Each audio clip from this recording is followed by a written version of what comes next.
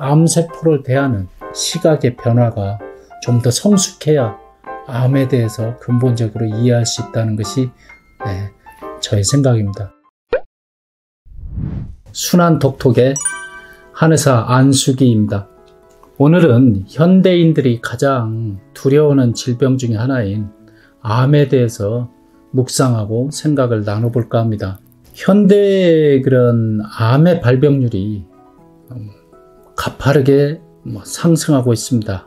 주위에 보면 참 암 환우들이 많으십니다. 그런데 물론 긴 병으로 암을 앓으신 분들도 있는데 제일 좀 황당한 경우가 이 건강검진, 주기적으로 직장이나 이런 건강검진 안내를 받고 편한 마음으로 갔다 좀 이상하다, 좀 정밀검사 해보자 하면서 암으로 진단받고 또 그러면 그 치료 진단을 받고 좀 황당해하고 당혹해하는 경우가 많은데요. 그런 분들이 갖는 이런 절망감, 이런 걸 많이 호소하는 경우가 많습니다. 그분들 중엔 나같이 건강한 사람 없었다.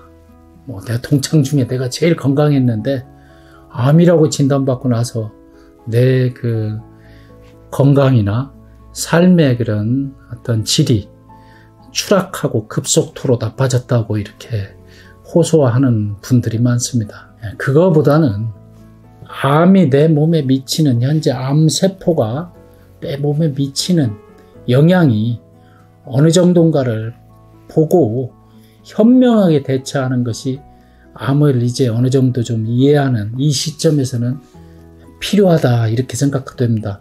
자, 다시 암세포로 가세요. 암세포가 결국은 암이라는 건 세포가 증식한다는 거죠. 하나의 세포가 둘이 되고 둘의 세포가 넷으로, 넷이 8개로. 그런데 암세포는 어디서 왔을까요? 어디 멀리서 암세포가 민들레 홀씨처럼 와갖고 나한테 전염된 걸까요? 아닙니다. 내 몸에 정상세포였습니다. 그런데 이게 암세포로 변이가 된 거죠. 증식이라는 단어를 씁니다. 암에서는. 커간다는 거죠. 둘로 넷으로 이렇게 분열과 증식을 해가는데 이게 사실은 암세포, 정상세포 입장에서는 왜 그런 암세포로 변했을까요? 평화로운데 암세포로 변했을까요? 하나가 둘이 되려면 이걸 찢어야 합니다. 출산의 고통 아시죠? 내 한 몸에서 또 하나의 생명이 나오려면 고통이 따릅니다. 세포도 하나의 세포가 둘로 나누려면 엄청난 고통입니다. 세포에게 물어본다면. 그런데 얘는 굳이 이 나누는 과정을 왜 선택했을까요? 그렇습니다. 평화롭고 안정적이면 안 합니다. 즉 따뜻하고 배부르고 지금 죽으면 안 분열됐는데 이게 분열할 만큼 공포감에 쩔었다는 겁니다. 내가 죽겠구나. 그럼 내가 죽기 전에 뭐예요? 내가 살 길이 뭔가, 나와 닮은 하나를 더 만들어서 확률을 적어도 50%로 좀 낮춰놓자. 즉 살려고 암세포가 된 겁니다. 암세포가, 정상세포가 자기를 살기 위해서 분열을 했고, 그 분열했는데도 아직 환경이 살 여건이 안 되고 불안하고 공포스럽다면 또 분열을 할 겁니다. 이 암세포들을 멈추게 하는 방법은 무엇일까요? 평화를 찾아주는 겁니다.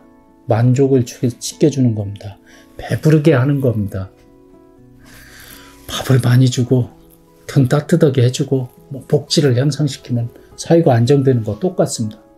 이 세포에게 혈액 공급을 높여주는 겁니다. 혈액 속에 뭐가 있어요? 산소와 당이 있습니다. 이것이 이 세포가 살아가는 최소 요건입니다. 산소와 당을 많이 준다면 세포는 굳이 분열하려고 애쓰지 않는 겁니다. 암세포는 암적 존재가 아니라 자기가 살려고 하는 거기 때문에 암세포를 대하는 시각의 변화가 좀 더 성숙해야 암에 대해서 근본적으로 이해할 수 있다는 것이 저의 생각입니다. 추후에 암에 대해서 점점점 깊이 묵상하는 시간을 갖도록 하겠습니다. 어떤 학자는 암은 노화의 병이라고 합니다. 물론 젊은 아이도 암이 생길 수는 있는데 확률이 그만큼 적죠.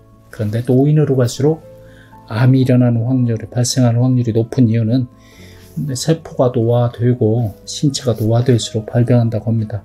이런 것들도 추후 암의 2탄, 3탄에서 한번 묵상하도록 하겠습니다. 오늘은 여기까지입니다. 감사합니다.